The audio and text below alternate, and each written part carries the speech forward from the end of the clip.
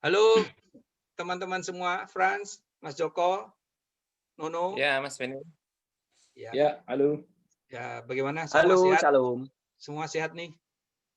Sehat, sehat. Sehat. Ini saya dengar Frans mau menyampaikan sesuatu, coba kita dengar sama-sama ya. Silakan Frans, silakan. Iya. Ya, baik, terima kasih ya buat semuanya, buat Mas Joko, Mas Nono, dan Mas Beni. Ya. Juga buat siapapun yang menonton video ini, terima kasih banyak ya.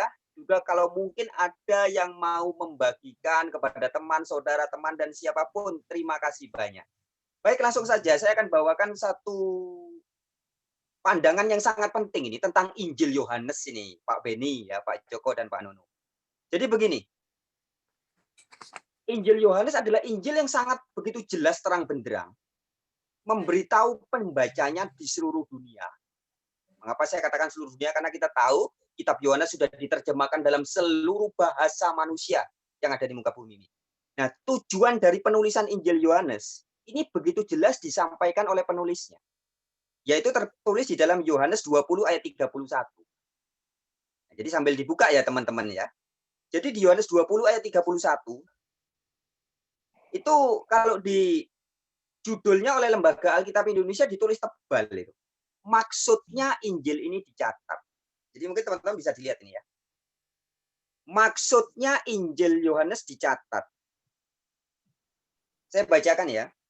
Di ayat 30 ditulis, memang masih banyak tanda lain yang dibuat Yesus di depan mata murid-muridnya yang tidak tercatat dalam kitab ini.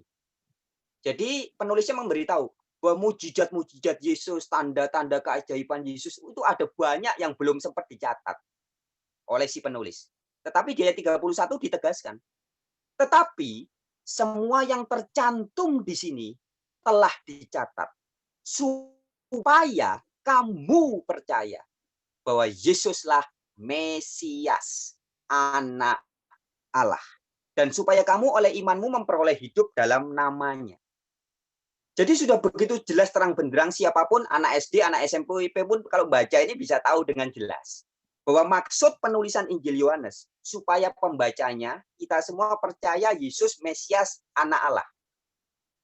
Nah, artinya teman-teman, sahabat-sahabatku, ketika kita membaca Injil Yohanes, mulai dari Yohanes pasal 1 ayat 1 sampai Yohanes pasal 21 ayat 25, kita harus selalu ingat dalam benak kita bahwa maksudnya Injil Yohanes ini dicatat supaya kita percaya Yesus Anak Allah dan Mesias.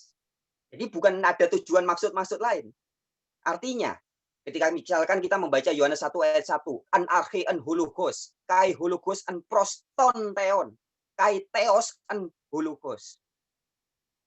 Yesus di situ disebut sebagai Sang Firman, hologos, dan Yesus yang disebut sebagai Sang Firman dan theos atau Allah di situ dikatakan Sang Firman itu adalah theos. Nah, kita harus paham bahwa maksud theos di sini artinya adalah anak Allah.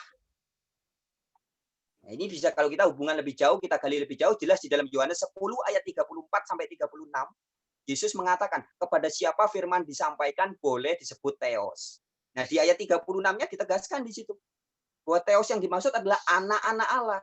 Penerima pembawa firman disebut sebagai anak-anak Allah. Jadi klop, selaras dengan maksud tujuan penulis.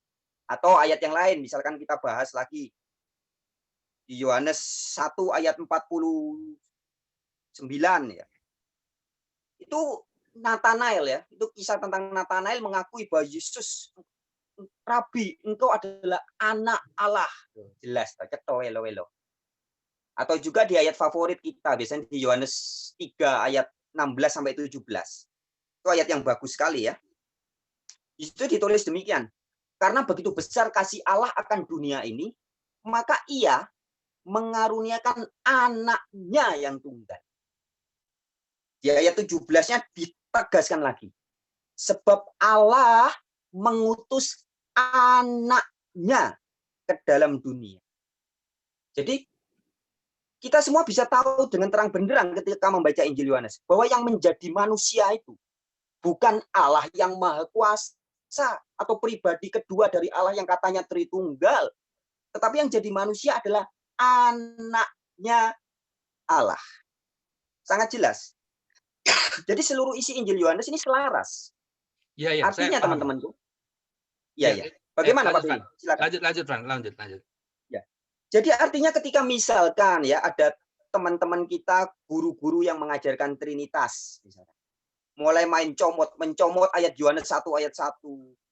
Yohanes 10 ayat 30 yang berkata Yesus berkata aku dan Bapa adalah satu, atau Yohanes 14 ayat 9 ketika Yesus berkata barang siapa melihat aku dia melihat Allah, atau Yohanes 20 ayat 28 atau ayat manapun juga. Itu harus dalam benak kita selalu ingat bahwa maksudnya ayat-ayat semua itu dicatat supaya kamu percaya Yesus Mesias anak Allah.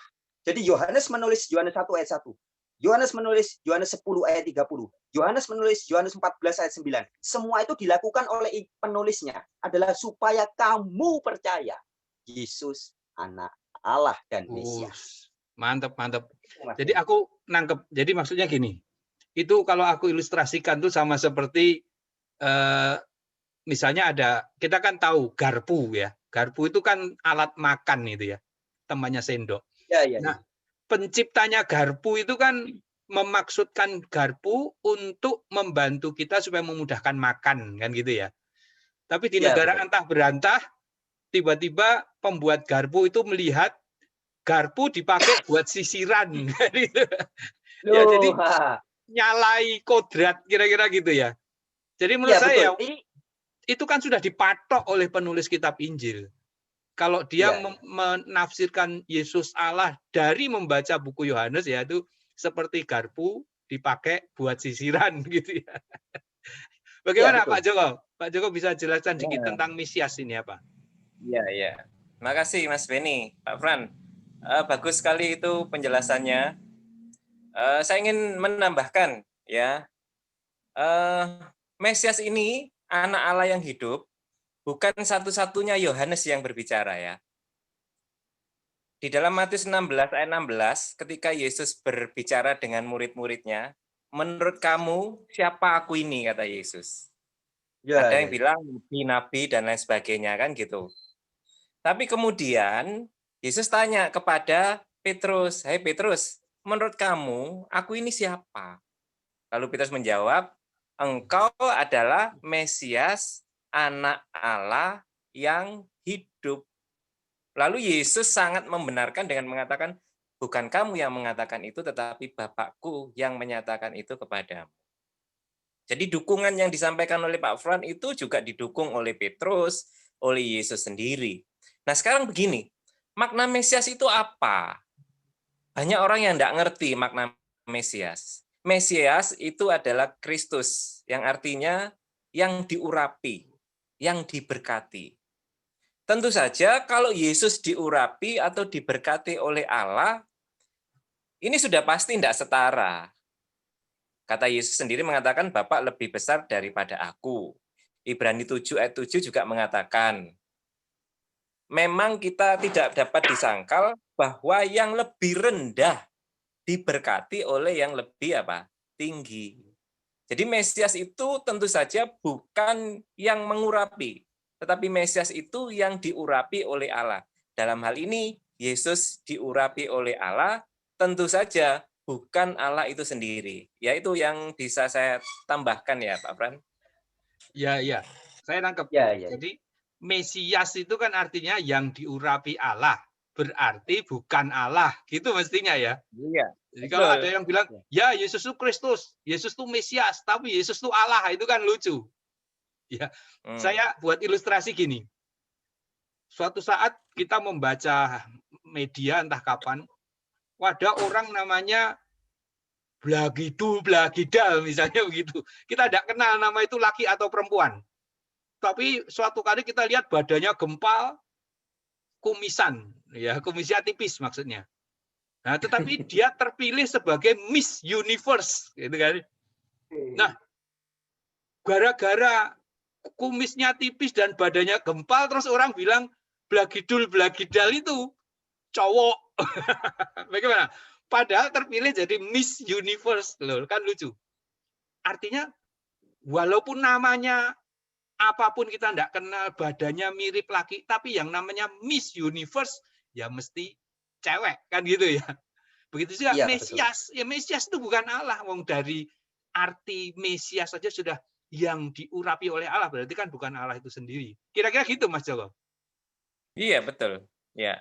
Alkitab sudah memberi keterangan yang diberkati lebih rendah daripada tidak dapat disangkal bahwa yang lebih rendah diberkati oleh yang lebih tinggi. Jadi jelas betul, Mesias itu bukan Allah. Diberkati oleh Allah. Ya, ada tambahan Pak Nono? Ya.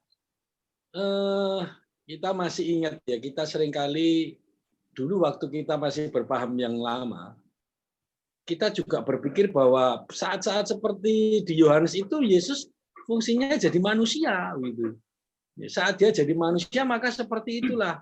Padahal sekarang kita jadi tahu ya. Kalau toh pun Yesus jadi manusia kan tidak berarti boleh bohong. Contoh nih misalkan ya, Yohanes 17 ayat 3 ya. Banyak sekali alasan yang masih dikemukakan itu Yesus fungsinya jadi manusia. Maka dia katakan Bapa Allah itu satu-satunya Allah yang benar. Padahal ya ada 3 kesalahan dengan memahami ini. Yang pertama, dengan mengatakan itu berarti memposisikan Yesus berbohong. Berbohongnya seperti apa?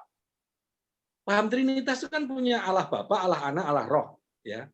Kalau toh pun misalkan dianggap oke lah Yesus jadi manusia, setidaknya Yesusnya harus ngomong, namun inilah hidup yang kekal itu, yaitu bahwa mereka mengenal Engkau Bapa dan Roh Kudus, satu-satunya Allah yang benar. Ya, kenyataannya Yesus tidak ngomong begitu. Tapi Yesus ngomong Bapa satu-satunya, Roh Kudusnya di mana gitu. Masih terbang itu Roh yang Kudusnya kedua. mungkin. Ya. Jadi Yesusnya jadi manusia, Roh Kudusnya jadi burung merpati. Jadi yang di surga tinggal Bapa gitu. Itu kata Yohanes 17 ayat 3 ini susah banget memang untuk dibantah oleh pemahaman yang lama kita, susah sekali memang. Dulu kita juga akan kesulitan untuk membantah ini bagaimana ini. Ayatnya terlampau jelas soalnya. Ya makanya dulu waktu kita jadi Trinitarian, kita juga kelabaan kalau dikasih ayat itu sampai akhirnya kita berubah jadi Unitarian kan gitu ya. Coba saya pengen tanya sama Frans ya, balik lagi ya. Ya, misalnya semua orang percaya yang membaca Alkitab ini, ya dari kitab Yohanes kita percaya Yesus itu anak Allah. Lalu gini, loh, anak Allah itu kan berarti setara dengan Allah. Buktinya itu Yesus mau dihajar sama orang Yahudi gara-gara menyebut diri sebagai anak Allah, berarti menyetarakan diri dengan Allah. Bagaimana Frans? Ya, sebentar, itu kan. Halo, sebentar. Frans, apakah bisa kemudian bahwa tuduhan Yesus yang dikenakan pada ayat itu sebenarnya sepertinya dituduhkan sekarang juga pada Yesus? Sekarang ini. Pada saat Yesus mengaku anak Allah, dia dituduh Allah. Gimana, Frank? Betul. Jadi posisi orang-orang Trinitas hari ini persis seperti orang-orang Yahudi di zaman itu. Ya kan? Ya. Persis posisinya. Lanjut, Frank. Ketika Yesus disebut anak Allah, anak kucing kan ya kucing. Anak tikus kan ya tikus. Anak Allah ya Allah juga. Selalu begitu. Nah, tapi jelas sekali di ayat itu kan di Yohanes 10 ayat 34 sampai 36, Yesus mengatakan bahwa pembawa atau pemberita firman yang adalah anak-anak Allah boleh disebut sebagai Allah. Tapi kan ketika ini kita berbicara tentang satu-satunya Allah yang benar. Ya. Nah, menyikapi pertanyaan Pak Beni tadi bahwa ketika Yesus disangka sebagai Allah yang Maha Kuasa, itu kan kegagal pahaman orang-orang Yahudi. Begitu jelas tadi sudah disampaikan oleh Mas Joko kayaknya ayatnya ya. Yesus berkata di Yohanes 14 ayat 28 bahwa Bapa lebih besar daripada aku. Jadi jelas sekali Yesus sih tidak setara. Kalau namanya setara itu kan Yesus, Bapa bisa mengutus Yesus, Yesus juga bisa mengutus Bapa. Itu namanya setara. Tapi kalau cuman Bapa yang mengutus Yesus, ya, Yesus selalu berkata, aku tidak bisa berbuat apa-apa dari diriku sendiri jikalau tidak melihat Bapa melakukannya. Ya berarti nggak setara. Bapaknya jauh lebih hebat daripada Yesus. Setara itu kan sama. Mas Beni bisa mukul saya juga bisa mukul Mas Beni. Mas Beni ganteng, saya juga ganteng. Ini setara. Ya, Gitu. jadi maksudnya itu adalah tuduhan keliru dari orang Yahudi kepada Yesus. Dan rupanya banyak orang sekarang terhasut Persis. oleh hasutan orang Yahudi gitu ya. Persis. Ya, iya Mas Beni, bukti Mas Beni. Ya loh. Ya, Ya. coba. Iya, memang betul. Sekarang ini orang ya, anak Allah itu apa sih? Ya Allah anak. Ya kan? Nah, ini yang bahaya, yang parah ini. Masa anak dokter sama dengan dokter anak? Dokter anak ya. dokter. Ya, Mas Beni kalau anaknya sakit berani enggak dibawa ke anak dokter, Mas Beni. Enggak usah dibawa ke dokter anak. Satu lagi, Bran. Anehnya, pada saat Yesus itu hendak dilempari, anggapan sekarang nih memang Yesus sedang mengakui bahwa dia setara dengan Allah. Jadi banyak diyakini yang sangat mengherankan bahwa Yesus mengakui bahwa dia memang setara dengan Allah. Padahal ayatnya jelas seperti itu. Coba jelaskan, Bang.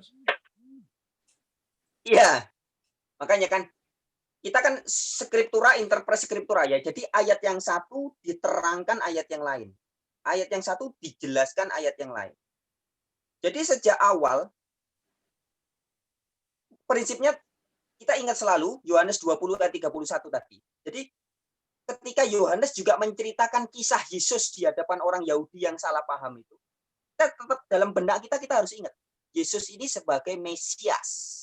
Mesias artinya orang yang diurapi oleh Allah. Nah, namanya orang yang diurapi oleh Allah, pasti tidak mungkin dengan Allah yang mengurapi dia.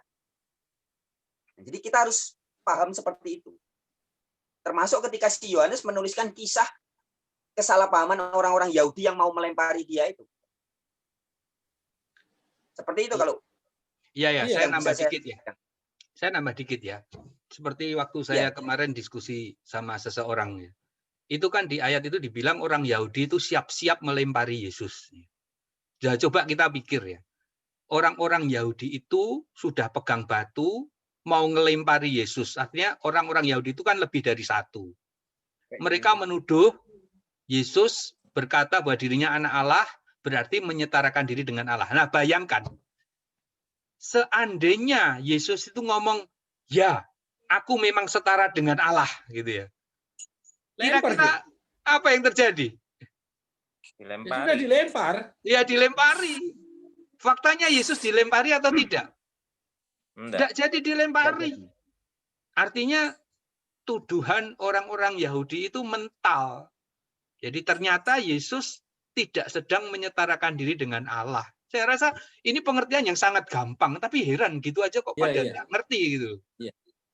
Ya, saya juga geli sekali itu. Jadi pada saat bahkan ada alasan yang bilang bahwa belum waktunya itu, karena Yesus itu harus mati disalib, bukan mati dilempar. Jadi saya juga geli dengan alasan-alasan itu. Jadi kita mesti memposisikan tuduhannya. Bahwa tuduhannya itu bunyinya begini. Kalau Yesus mengaku anak Allah, itu dianggap mereka bahwa Yesus menyetarakan dengan Allah. Jadi karena seringkali dipotong bunyi ayat itu, ya. Jadi harusnya dibaca dengan tepat. Jadi bagi mereka, bagi penuduh, itu kalau Yesus menganggap dirinya anak Allah, itu berarti menyetarakan diri dengan Allah. Jadi dianggap menyetarakan diri dengan Allah itu bukan pengakuan Yesus, tapi itu tuduhan mereka gitu. Iya, betul. Jadi intinya di sini bahwa orang Yahudi salah persepsi tentang kalimat anak Allah ya. Iya, betul. Salah ngerti. Dan orang Yahudi juga salah persepsi ketika Yesus mengatakan aku dan Bapa adalah satu. Salah persepsi kan? Iya. Padahal aku dan Bapa adalah satu, ayat berikutnya di dalam Yohanes 10 itu harus dibaca secara teliti. Bahwa aku dan Bapa adalah satu itu bukan sebagai sehakikat. Kan gitu. Enggak pernah ada di Yohanes pasal 10 kalau dibaca semua itu aku dan Bapa adalah satu. Ini aku sehakikat dengan Allah. Aku setara dengan Allah, enggak. Ternyata aku dan Bapa adalah satu, apa yang dikerjakan Bapa itu yang dikerjakan anak. Karena anak tidak bisa berbuat segala sesuatu, Bapa yang memberikan itu kepada aku. Jadi satunya itu sama dengan pekerjaannya Bapa gitu loh. Ini yang kemudian disalah mengerti oleh orang-orang Trinitas hari ini. Saya punya sedikit kisah ini, lucu ini berarti ya. Jadi Yohanes ini mesti bertanggung jawab terhadap keadaan ini ya. Dia menulis buku tujuannya supaya orang percaya bahwa Yesus anak Allah, ya kan? Tapi justru maksudnya di dalam tulisannya Yohanes itu ada dia menulis tuduhan orang Yahudi. Nah, tapi rupanya yang berhasil dari tulisan Yohanes adalah mempropagandakan tuduhan orang Yahudi. Nah, ini lucu. Iya. Maksudnya Yohanes itu tidak berhasil, justru yang berhasil adalah hasutan orang Yahudi yang ditulis oleh Yohanes. Nah, itu lucu kembali-balik. Iya. Bagaimana Frans? Jadi iman yang ada sekarang ini justru iman hasutan orang Yahudi. Iya. Betul. Tadi bagus sekali yang disampaikan Pak Nono itu bahwa kondisi hari ini, pemahaman sebagian besar orang-orang yang mengaku-ngaku sebagai Kristen, guru-guru Trinitas itu ternyata cara pandangnya, mindsetnya seperti orang-orang Yahudi yang sudah gagal paham memahami Yesus. Persis. Waktunya beda, mungkin kita 2000 tahun, tapi cara memahaminya sama.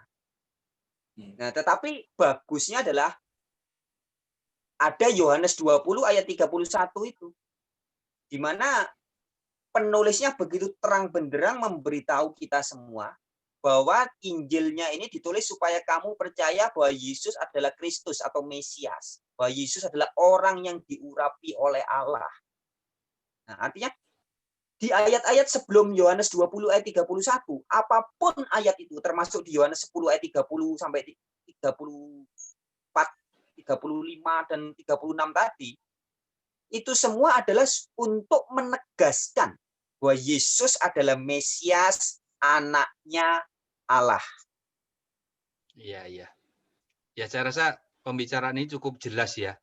Jadi kita supaya tidak berlama-lama, saya ambil kesimpulan ya. Jadi saya mau tambahin sedikit, boleh? Oh, boleh. Ya, silakan. Ada pernyataan dari Pak Nono yang saya sempat ingin menanggapi. Jadi Pak Nono bilang bahwa tentang Yesus itu kan, jadi orang-orang zaman penganut Trinitas biasa mengatakan bahwa ini semua kan ketika Yesus jadi manusia. Ini semua kan ketika Yesus jadi manusia, kan begitu ya. Nah, justru di Injil Yohanes itu begitu tegas dikatakan. Jadi Injil Yohanes juga memberitahu kita sebelum jadi manusia siapa dia. Tadi saya sempat sampaikan ayatnya di Yohanes 3 ayat 16 sampai 17 tadi ya. Karena begitu besar kasih Allah akan dunia ini. Jadi Allah adalah Bapa, karena begitu besar kasih Bapa akan dunia ini, maka dia mengutus anaknya.